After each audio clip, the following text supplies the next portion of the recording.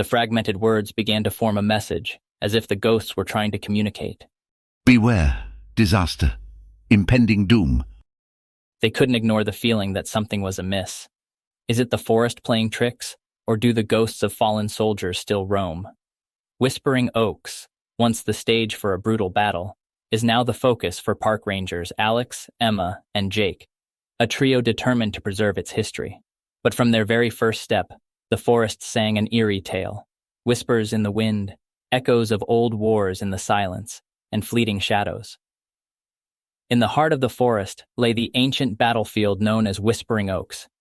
Its grassy expanse once witnessed to a brutal clash between two armies, leaving behind a legacy of tragedy and sorrow.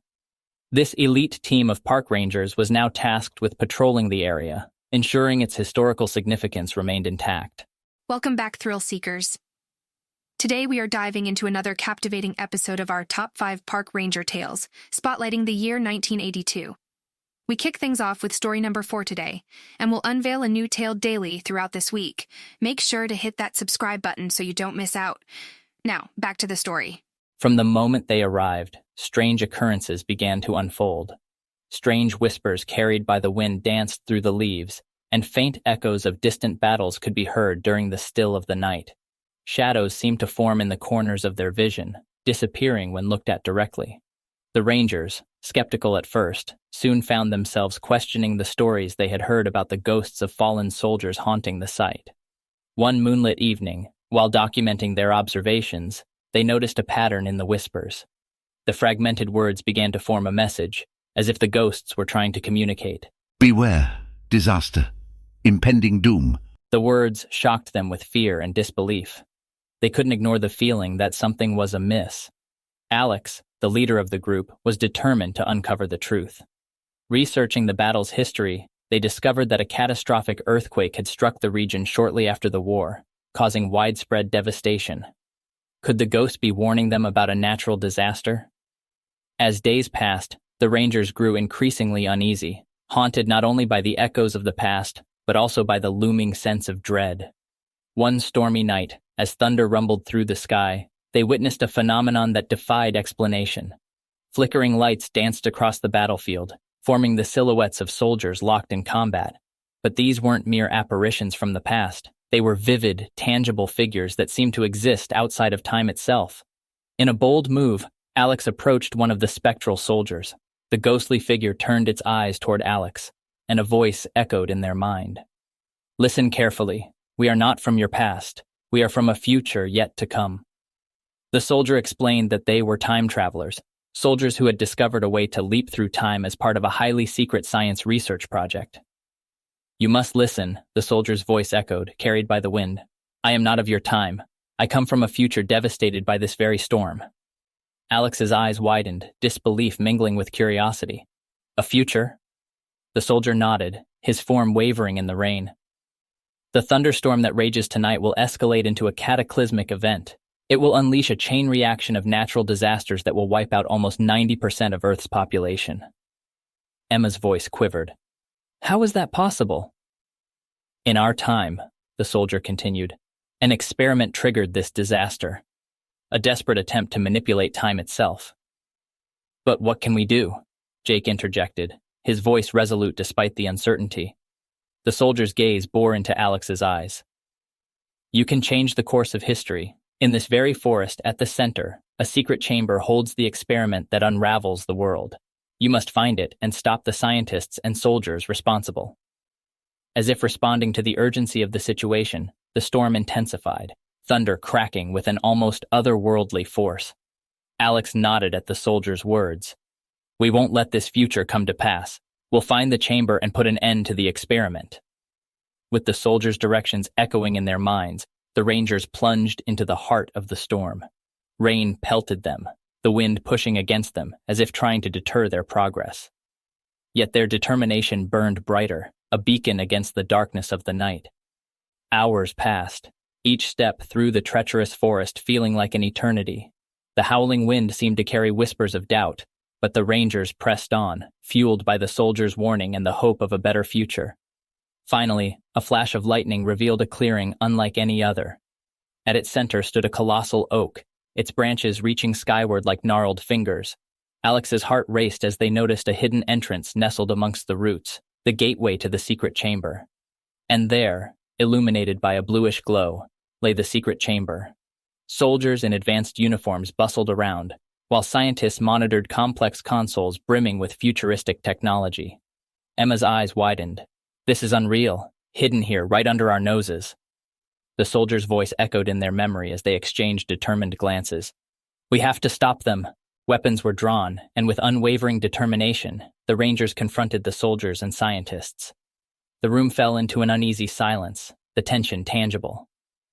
"You don't understand," the scientist leading the operation said, her voice edged with desperation. "We're trying to save our world." Alex stepped forward, their gaze unwavering. "By altering the past, you risk destroying it." The standoff continued, a clash of conflicting ideals set against the backdrop of the storm's fury. Amid the charged atmosphere of the secret chamber, the Rangers and soldiers faced off, their conflicting ideals forming an invisible barrier between them. "We must change the past to save our future," the scientist leading the operation insisted, her voice tinged with desperation. Alex stepped forward, their expression resolute. But altering time could lead to even worse consequences. As the debate raged on, Alex's gaze shifted toward a figure that had remained somewhat aloof. The leader of the future soldiers, he was the same soldier from future who had appeared to them earlier, who warned them. In a decisive moment, Alex locked eyes with the leader and spoke, their voice carrying the weight of the truth.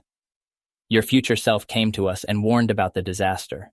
Your future version told us that you would doubt our words, and you gave us a message to prove the authenticity. I love my daughter Julie, she was my cupcake." A hushed silence enveloped the chamber. The leader's eyes widened, recognition dawning in their gaze. "Those are the words only I know when I speak to my daughter's grave." Tension hung in the air as the leader's disbelief gave way to understanding. Slowly, the leader turned toward his fellow soldiers, his voice a commanding presence that cut through the turmoil. "Stand down!" The soldiers hesitated, their expressions conflicted, torn between loyalty to their mission and the shocking revelation before them. "I heard those words from my future self, because no one on Earth knows my deceased daughter's name because she died when she was born, and I named her this in my mind," the leader admitted, a voice a mixture of awe and acceptance. "If my future version told you this, then it's true. We must stop this." In an instant, the dynamic shifted. The soldiers who had once been steadfast in their mission began to waver. The scientists exchanged uncertain glances, realizing the gravity of the situation. Without a word, the Rangers, the leader, and a handful of soldiers formed an unlikely alliance. With a shared understanding, they turned toward the towering cylindrical device, its hum now a discordant note in the tense chamber. A fierce struggle ensued, a fight between those who sought to protect their future at any cost, and those who believed in the sanctity of time and its delicate balance. The leader's soldiers, now united under a common purpose, fought alongside the Rangers, their actions fueled by the shared knowledge of a disaster they had once witnessed. Explosions rocked the chamber as the rebellion escalated. As sparks flew and alarms blared, the Rangers and the soldiers worked together, dismantling machinery and disabling consoles. The scientist leading the experiment, realizing the futility of their actions, surrendered and watched as their grand endeavor crumbled around them. In a final resounding victory, the cylindrical device groaned to a halt, its eerie glow dimming until it was nothing more than a relic of a misguided ambition. The chamber fell into silence, the storm outside mirroring the calm that now settled within. As the dust of the battle settled, the leader of the soldiers approached Alex, a mix of gratitude and sorrow in their eyes. "You were right. We were blinded by desperation. Thank you for saving us from ourselves." With a nod, Alex acknowledged the sentiment. "We all have the power to change the course of our future." Together, the Rangers, the leader, and the soldiers emerged from the secret chamber, the forest greeting them with a newfound serenity. The storm had passed, and with it, a calamity that would never come to be. The leader extended a hand to Alex, a symbol of unity that transcended time. Our paths crossed in a moment of crisis, and together, we made the right choice. As Alex turned toward the forest, tired but triumphant, she spotted the leader's future self at the clearing's edge. A respectful smile lit up his face, showing gratitude for what had been achieved. Their eyes met briefly, and then, in a blink, The future self disappeared, leaving behind dust. It was like a silent goodbye, a sign that the future had been changed and saved. That's all for now. Please leave us a comment and let us know what you think. Please also like and subscribe. And don't forget, story number 3 on our countdown will be out tomorrow.